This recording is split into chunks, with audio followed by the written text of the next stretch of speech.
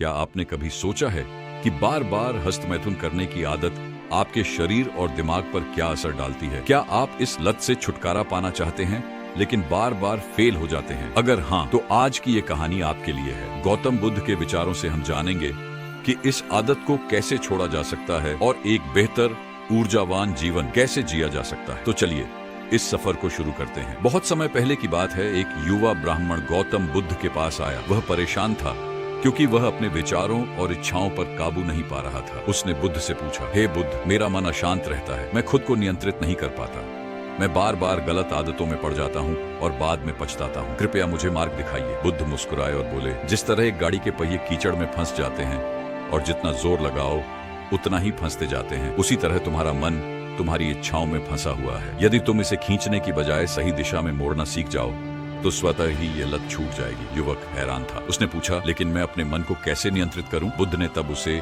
4 शक्तिशाली उपाय बताए जिनकी मदद से कोई भी व्यक्ति खुद को इस बुरी आदत से मुक्त कर सकता है। पहला उपाय, जागरूकता। सबसे पहले आपको यह समझना होगा कि यह आदत कैसे बनती है। यह एक पैटर्न है जो आपके दिमाग में बार बार रिपीट होता है। जब भी आप अकेले होते हैं, जब भी आप तनाव में होते हैं या जब भी आपको उत्तेजक चीजें दिखती हैं, तो आपका दिमाग आपको इस रास्ते पर धकेलता है।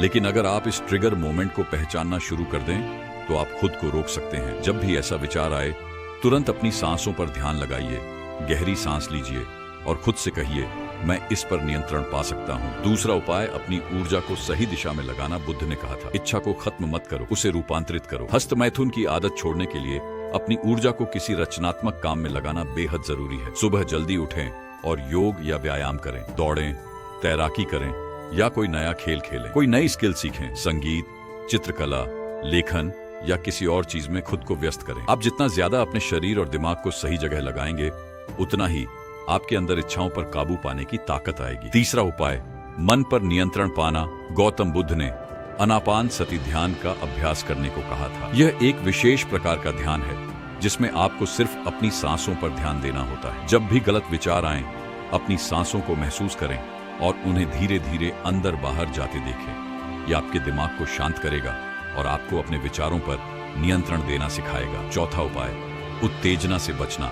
सबसे महत्वपूर्ण चीज, उन स्थितियों से बचें जो आपको उत्तेजित करती हैं। अश्लील कंटेंट देखना पूरी तरह बंद करें। फोन और इंटरनेट का जरूरत से ज्यादा इस्तेमाल न करें। अकेले समय बिताने की बजाय परिवार और दोस्तों के साथ ज्यादा रहें। अगर अकेलेपन की वजह से यह आदत बनी है तो खुद को नए सामाजिक माहौल में डालें। याद रखें, बुद्ध ने कहा था, विचार ही संसार बनाते हैं। तुम जैसे विचारों को पालोगे वैसा ही जीवन तुम्हारा बनेगा। वह युवक जिसने बुद्ध से सवाल किया था, उसने इन 4 बातों को अपने जीवन में लागू किया। धीरे धीरे उसने अपनी इच्छाओं पर काबू पाना शुरू कर दिया। उसका मन शांत होने लगा, उसकी ऊर्जा बढ़ने लगी और कुछ महीनों बाद वह पूरी तरह इस आदत से मुक्त हो गया। अगर आप भी इस लत से छुटकारा पाना चाहते हैं तो इन 4 उपायों को अपने जीवन में अपनाइए। शुरुआत में कठिन लगेगा, लेकिन अगर आप धैर्य और संयम बनाए रखते हैं तो एक दिन सफलता जरूर मिलेगी। बुद्ध कहते हैं, जिसने खुद पर विजय पाली उसने संसार पर विजय पाली। अगर आपको ये वीडियो पसंद आई हो और आप चाहते हैं कि हम इसी तरह की और भी प्रेरणादायक कहानियां लाते रहें तो इस चैनल को सब्सक्राइब करें,